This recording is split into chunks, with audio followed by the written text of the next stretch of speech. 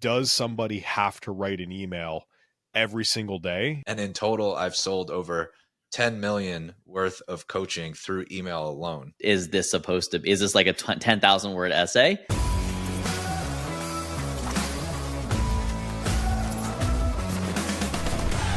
Welcome back to an episode of Beyond the Pump, where today we have a very special guest.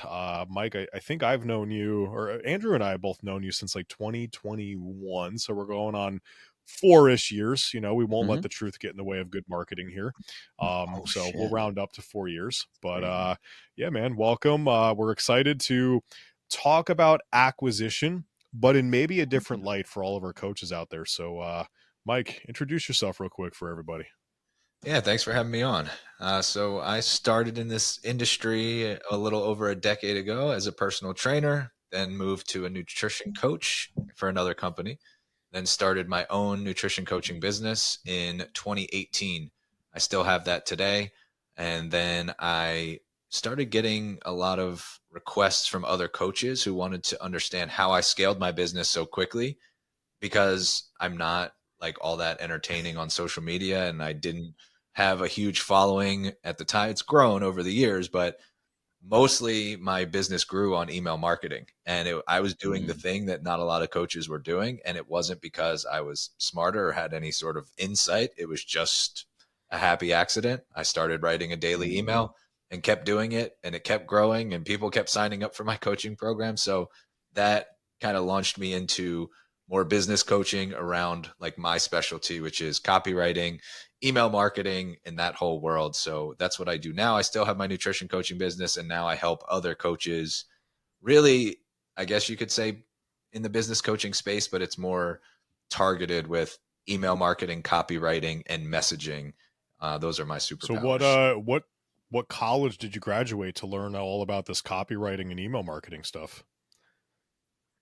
Well, I went to University of Maryland, and I got my degree in communication. So I guess there's some relevance. I thought we were going to completely make fun of school right now and be like, no, I went for something else, but you got something in there. I really didn't. I mean, communication, the story of why I picked that degree, I went to Maryland, and at the time I met with my guidance counselor, and she was like, what do you want to do? What do you want to major in? I was like, I have no idea. And she's like, well, what are you interested in? And I was like, I like to play sports. And she was like, well, that's not really a major. And I was like, well, is there anything related to sports, like sports marketing and maybe anything in that field? And she was like, yeah, we don't really have that. The closest thing would be communications. And I was like, sure, sign me up. And that was how that all unfolded. Now, my stepdaughter's best friend is going to Maryland. They have this incredible sports marketing program that unfortunately was not there when I was You get to live vicariously through her now and just kind of learn and, you know, be a good tutor and all those things. Exactly.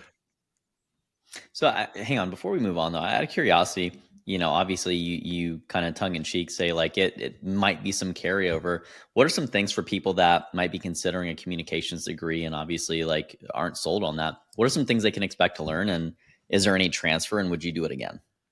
The thing that stood out the most was actually speech writing. That was one of the hardest courses that I had to take, and it really got me out of my comfort zone because I'm very introverted, and I had to memorize speeches and stand up in front of the class and, you know, do the whole thing. That was the entire class, was 3 speeches. You had to write it, you had to memorize it, and you had to deliver it, and all different topics. But that really stretched me, because speaking in front of a crowd is typically, with most people, it's a big fear, and I had to get over that and get comfortable with it. And that did help me in standing on stages and speaking in front of coaches, which I've been fortunate enough to do, and giving presentations on fitness and nutrition. So I would say that was the biggest carryover for me, was actually the process of writing and delivering a presentation.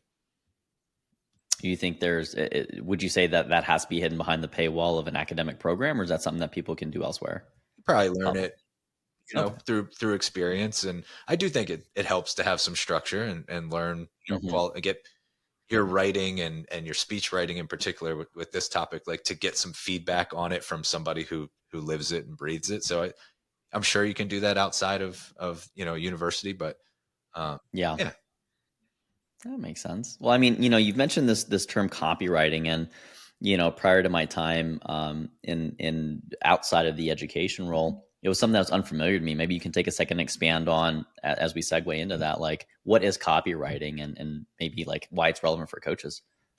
Yeah. So the way that I define it is just being able to move people with the written word. Like there's an Mm, objective with what we're trying to accomplish when we're writing something. And typically what we're trying to do is evoke an emotional response and then ultimately move somebody to a decision.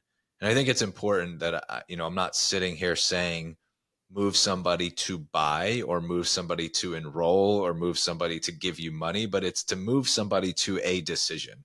And that's really, I think, mm, important because sometimes copywriting or marketing, there's like this negative connotation as if we're trying to manipulate, but it's really trying to move somebody to the point of making a decision one way or the other. Uh, you'll hear people say like getting a no is just as valuable as getting a yes. At least you got somebody to make an mm, informed decision for themselves. And that's really the way that I view copywriting is I can do mm, that with the written word and, put that in an email, put that on a sales page and get somebody to the end of that email or to the end of that sales page. And I've, kind of created an emotional response that puts them in a position where they are ready to decide one way or the other. And that's kind of how I look at copywriting. I'm sure there's more mm. traditional, we could look at Webster, but I don't know what the actual definition, that's my definition. I mean, Steve, you have your own experience in that. Is that like how would you define it? Because obviously you come You from the write marketing emails space so as well. people buy shit that they don't need. No, totally joking. Totally joking. I like Mike's. I like No, Mike. I mean, I like the way you put it, Mike, because especially writing in today's world where social media is the thing, and I'd like to throw it out there, and I don't think you disagree, Mike, but obviously, if you do, share. Um, this doesn't mean you don't do social media. It's a in addition to social media, but for you, very much like me, I don't think I'm entertaining on social media. It's very hard for me to put myself out there and dance and do this thing and look like an idiot to try to get views and interactions and engagements. I'm just not good at it. So I do appreciate the idea of writing more. I get more engagement on Facebook because I get to write rather than Instagram because I got to sit there and talk to a camera that I'm like, my eyes are all over the place because I'm thinking and just all this stuff. So, I think when you started talking, you shared how you write an email every day or you have, and I'm going to ask you, how many days have you missed since you started, because I'm sure you know that number, but I'm also sure, knowing you, it's super small. If if it even is not zero. But like, before we even jump to there, in order to start doing this thing, does somebody have to write an email every single day? And also, just for like the fun anchor, so people understand, like, hey, why should I listen to this dude about email? And why are we working on forming a partnership here? How big did you grow your business, if you don't mind sharing that too quick? Sure. So the my nutrition coaching business grew to multiple seven figures. My first year in business, it was 500K year one, which is pretty legitimate. And then year two was 750. Year three was 1.2 million. I don't remember exactly what I think the top number was 1.5. So I can't say. So when I say multiple seven figures, I'm not talking about in a single year. I'm talking about over many years.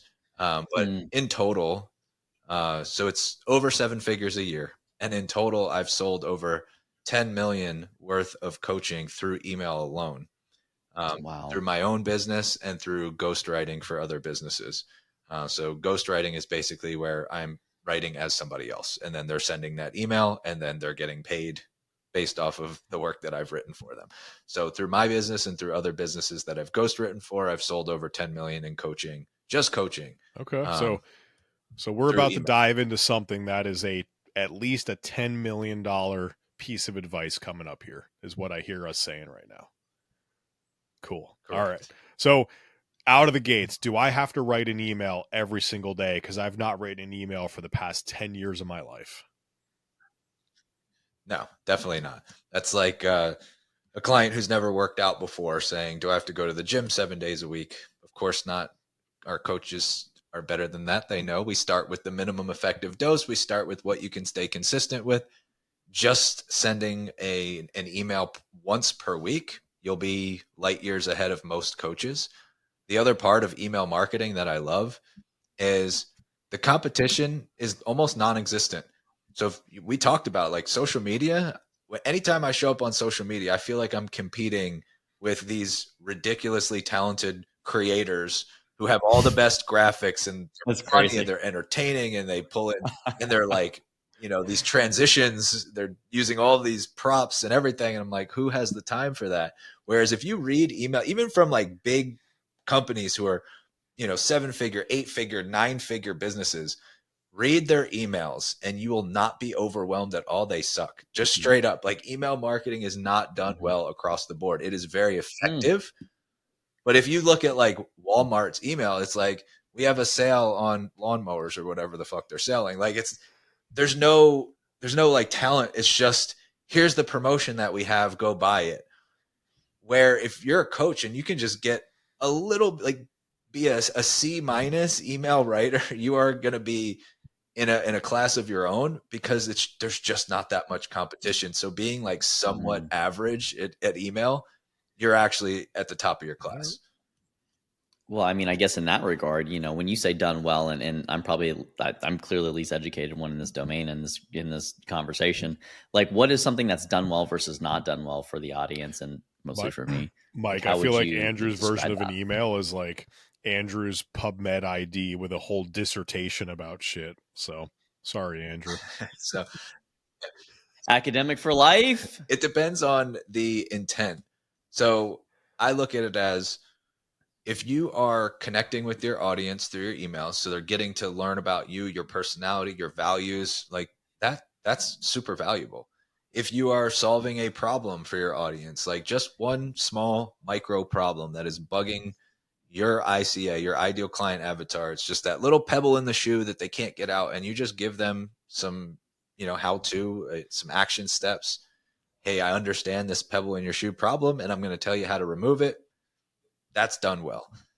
The thing that I find is not done well with email marketing is just, you're just kind of like regurgitating information without really any purpose behind it. It's just like, let's talk about protein. And then we talk about protein, but like, why are we talking about protein? What's the intent of this email? What problem are we solving? Make it relevant to your audience. So if you can connect it, whether it's through a story, whether it's through, a solution to that problem, whatever the problem is, but make sure that you want to understand their problem. You want to kind of get inside the mind of the consumer and start speaking their language. So it depends on what type of email we're talking about, but for the most part, there needs to be intent, there needs to be purpose behind it. But a lot of times it's just information for the sake of information, or coaches just trying to sound smart, or they do this like monthly newsletter and it's a recap of everything that's happened. It's overwhelming and it's all over the place. So those are some of the mistakes that I see with coaches who do actually implement email marketing, which is actually very few. So you mentioned the word newsletter. My next question was going to be, I've not done any email, or I only send emails out when I remember or something like that, right? I'm just not consistent. Would a good first step maybe be just a weekly newsletter with some information and value type situation? Or what is the best first step that you would suggest to somebody who's just trying to get consistent? Yeah, be consistent. So pick one day of the week. We're going to start with once a week. And you're going to say Mondays, for example. Every single Monday at 9 a.m. Eastern, the email goes out no matter what. That's the first thing. Don't miss it. Like, pick the day, pick the time that it's going out, and don't miss. That's the first part. When it comes to like what to say, the easiest thing to do is just solve one problem for one person every single week. So every Monday, you're like, all right, I got to get this email out because I promised myself I would stay consistent. What am I going to write about? Well, think back to your client conversations you've had with leads, things that have come up, things that you've maybe heard on social media that kind of rubbed you the wrong way. There's endless ideas out there. But if you just boil it down to one problem for one person, at the end of the day, let me think about my client Susie, who had this problem that I helped her with last week. She kept overindulging every Saturday, and we worked through this together, and we came to a solution. And it was, now Susie doesn't binge every Saturday. Great. Well, there's a lot of people that could use that information. You solved a real problem that other people have. So there's your email. Hey, I'm going to tell you how I helped my client Susie stop overindulging every Saturday. That's basically the topic. And then you can go into how it was showing up for her, how you worked through it and the solution, and the end. Now you have a much better email than most coaches would deliver. Yeah. Oh, I mean, in that vein, it sounds like that's directive in terms of content specific. Like, is there a specific format? Like when you're talking and you say solve a problem, it's in my head, it's like, how long is this supposed to be? Is this like a 10,000 word essay? Yeah. Is this like, cause like we got a 10,000 word essay banked up, or is this something that you try to do in like a certain number of scrolls? Like when you're kind of thinking about the constraints of that content. For email, I would not worry about the length. Okay. So like, this is one of the things where we can always get more advanced. Yeah. But we're starting with the basics. So like the most important thing. So as a structure for the email, you want to hook people in. Subject line, you got to get people to open it. So you want something that's compelling, create some curiosity, give an insight into what you're about to talk about. And it could even literally subject line, how I helped Susie overcome binge eating. Like that's enough of insight where people who have that problem are like, well, I want to learn how to stop that too. So I'm going to open this email. And then you've got your first line of the email, which is basically an extension of the subject line because we need people to keep reading. So you want to hook them in again by giving them an overview of create curiosity. Here's what we're going to be talking about. Here's the problem. And then just give a little overview that helps the client the reader know that you understand what they're going through. So we're just kind of giving an overview of the problem that exists and maybe why it exists, right? Here's why this is happening. You might be restricting yourself throughout the week. You might be under eating carbs. You might be trying to diet for too long or whatever. So here's all the reasons why this might, manifest itself. And for my client, Susie, this was what was happening with her. Then you can go into some of the things that they may have tried and why those were ineffective. So a lot of times we try to solve this by just flexing more willpower and white knuckling our way through it. But that's not an effective strategy. You've probably already done that before. That doesn't work because it doesn't address the root of the issue. Okay, so now we've hooked attention. We've addressed the problem. We've addressed what conventional wisdom or other solutions they've tried that were ineffective. And now just give them the solution. Here's what to do instead. And then you can conclude with just depending on the type of email, it could just be purely value-based. If you give this a try, hit reply, let me know how it goes. Would love to hear. If you have any questions, hit reply. I would love to answer any follow-up questions that you have. Or you can connect it to your coaching program and be like, this is why every one of my clients that I work with goes through this, and this process to help them improve their relationship with food and achieve XYZ result. So you can either connect it to your coaching program or you can just leave it as strictly value-based. But in the beginning, I wouldn't worry too much about like trying to fit the perfect framework or length or structure. It's just get consistent with doing it, get consistent with solving problems, and then we can get more advanced as you progress. Well, it sounds like there are different kinds of emails based upon what you just shared. Like, can you give the audience different buckets to put those in?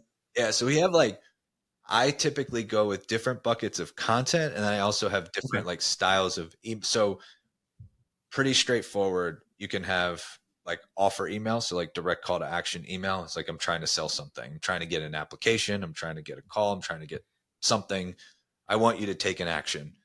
We can have strictly value driven or nurture driven emails. It's just I'm trying to warm you up. I'm trying to get you acclimated to my philosophy and the way that I do things. We can have strictly connection based, which is just I'm trying to get you familiar with me. So it's not about the coaching program. It's about me as a person. I want you to know me, like me, trust me, all that stuff that we need. And then we can get into like different, there's like, pre-framing. If you have like a launch coming up, we're doing like a challenge, can we pre-frame and create excitement before the launch happens? Then there's, like the post-launch, all that stuff. So, but for the most part, just to keep it simple, as people are kind of getting into email, it's really just Hmm. two things. You're either nurturing or you're converting. And the nurture Okay. bucket, that can be sliced a number of different ways, but it's really those two: nurture or conversion.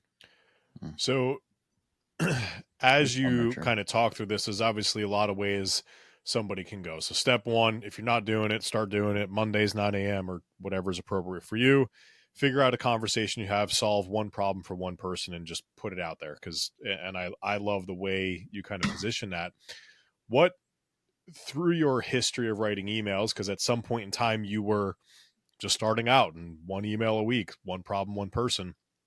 What would you say is one of the biggest aha moments that happened for you? Because it's like everything else we do. We got to bang our head up against the wall for quite some time before we start to like feel that win coming. And then we get intrinsically motivated because we know, okay, cool, this is on the other side. So what was that thing for you to start seeing? And roughly, how long can people maybe expect to really have to commit to this thing for before they might feel those wins happening?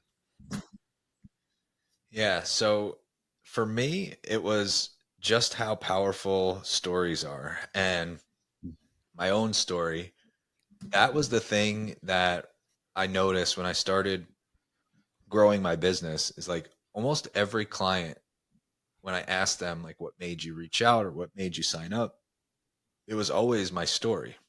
And I was just writing about stuff. I didn't have any of the experience at the time. I was new to email marketing and all of that. And just telling, like, even today, like, I'll still share struggles. I'll still share things that I'm trying, that I'm struggling with. If I have a bad day mentally, I still have a little bit of body dysmorphia. I'll talk about that. People always connect. Those are the things that always stand out. When I share that stuff, I always get people reaching out and they're like, this is me. Thank you so much for speaking out about this. Thanks for sharing your story. So I think that's another part of it, is like solving the problem. But most of the time, coaches get into coaching because we've had our own journey. Like, I was fit and then and athletic, and then I was overweight and fat, and then I got lean again, and then had some disordered eating. So like my own journey led me to want to coach others. So I just talk about those struggles and how I overcame them and how I solved those problems for Mhm. myself. That stuff connects big time. So don't be afraid to talk about yourself and your own story. And Mhm. I would say that in terms of how long, it really depends, because I had somebody who had a 14-person email list, 1 4. So like, that's very small. You can find 14 people right now. Like today, you could go find 14 people to join your email list. And he sent out one email that I had him write and enrolled a client immediately. So it's like, that's the extreme version of like instant conversion. Mm. It doesn't happen all that way. Like, usually what I say is, can you be consistent for 30, 60, 90 days without the expectation of anything in return? If so, then that's what you should expect. Um, be consistent for 30 days, 60 days, 90 days. And here's the other part about it. So I learned this when I started tracking my data more diligently. If something converted, I would always look at the conversion, like the thing that happened right before the conversion. Like, they clicked on this ad and that's the thing that sold them. But then I started looking through like a tracking software that actually tracks the whole customer journey. And I'm like, wait a minute, that was just like the last thing. They actually opened like 6 emails before that. They clicked Mhm. on this link and watched a video. And so a lot of times people are like, oh, well, this thing isn't converting, but it actually is. It's if you think about your own experience, typically we don't see something once and then just throw money at it. Usually it's like, we see it, we remember it, we see it again, we're like, oh, that's that thing I saw. Then we maybe are like, get some more information about it, and then Mhm. you're like, especially with brands out there where you're like driving, you see a billboard and then you see a commercial and then you see like, oh, this thing keeps popping up. Maybe I should go to their website and check out what they do. So it's like which was the thing that moved the needle? Well, it was everything. It was the awareness that it Mhm. exists, and then it was the ad that told you more about what it does, and then it was their website that gave you like so. The email Mhm. is just a part of that. It's a part of the nurture Mhm. process that moves people along. So it's like there's the whole ecosystem. It's not just one Mhm. thing. But the nice part about it is when you are consistent with email, you're constantly moving people along with that, more trust, more authority building, conditioning them to the way that you do things and your personality and your values and your coaching. Mhm. And so you might not get the immediate like hit reply and buy on the spot, but you may have somebody that fills out an application and you're like, oh, well, they filled out the application from Instagram. That must have been the thing that convinced them. But if you look back, they might have been the one that opened up like 10 emails in a row, found you Mhm. on Instagram and found your application, and it was actually all of your emails that converted them.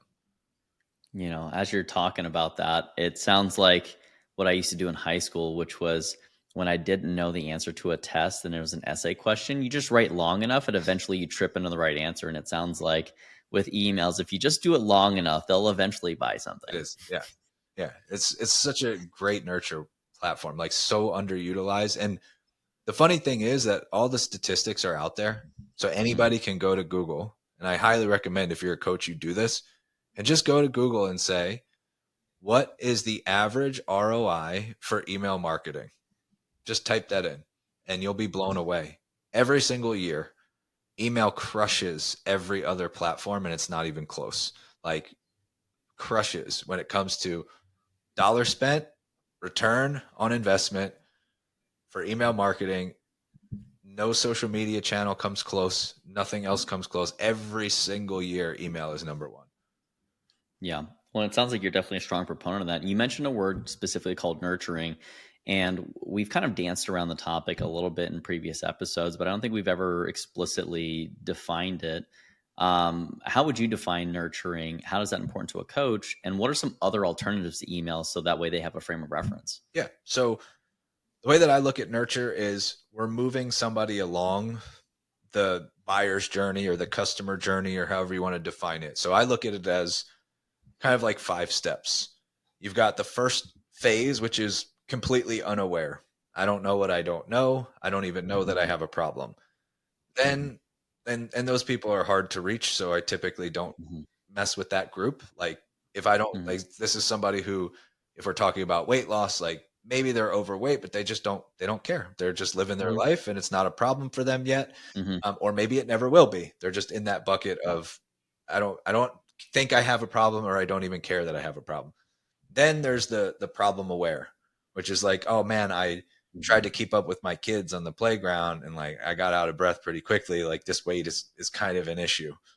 Then we go into solution aware, where they're like, oh, there's actually ways that I can lose weight. There's things that I can do to become, get in better shape and help, Mhm. it'll help me chase my kids around. Um, and then we go into um, offer aware, which would be like Steve has an actual program that solves this specific problem. So now I'm offer aware. Not Mhm. only is there something that helps me, but Steve has something that helps me. And then we go Mhm. into fully aware where Steve says, hey, would you like to join this program? And I'm like, yes, this is exactly the moment that I've been waiting for because I have this problem. I need the Mhm. solution. I like your solution. So sign me up. And now that's like the fifth stage. So Mhm. nurture is just moving people along from problem Mhm. aware, solution aware, offer aware to fully aware when they're ready to move forward. That's Mhm. really how I define nurture. And then Yeah. I other mean, opportunities for that, we're mhm. doing podcast is great, Mhm. social media, email, text, communities. Oh, there's a million different ways to nurture. Yeah. Yeah. So, I mean, it sounds like the options are endless. So, then why is it specifically that you like email? Yeah, I've just found that it's you're not asking that much, right? The email Mm. lands in the inbox, and Mhm. typically, if it's compelling, people are going to open it and read it. But it's Mm. nice because they can kind of do it on their own terms. Like social media is Mhm. so quickly like posts are Mhm. every 5 seconds and they're inundated with all these other creators and it's hard to stand out and to catch Mhm. your audience at the right time. And typically I can't remember what the numbers are, but you're maybe reaching like 1% of your audience with Mhm. each post. Whereas email, Mhm. if I land in the inbox, like that's a more intimate, like this Mm. person has taken the next step. They're like, I'm giving you contact Mhm. information because I want you to email me. So it's kind of like the relationship has progressed. It's almost like the analogy that I use is like, Yeah. if I'm like in a bar and there's like a crowded room, I can start shouting stuff to the room and like maybe some people will listen, Mm. but it's like the odds of that landing are pretty slim versus the person who is Mhm. like, yes, I want to sit down and have a drink with you. Now we have this like one-on-one conversation. That's kind of more of what email Mhm. is. They've taken the next I step in the see. relationship. They're like, yeah, come on into my world. Let's sit down and talk. I want more of what you're offering.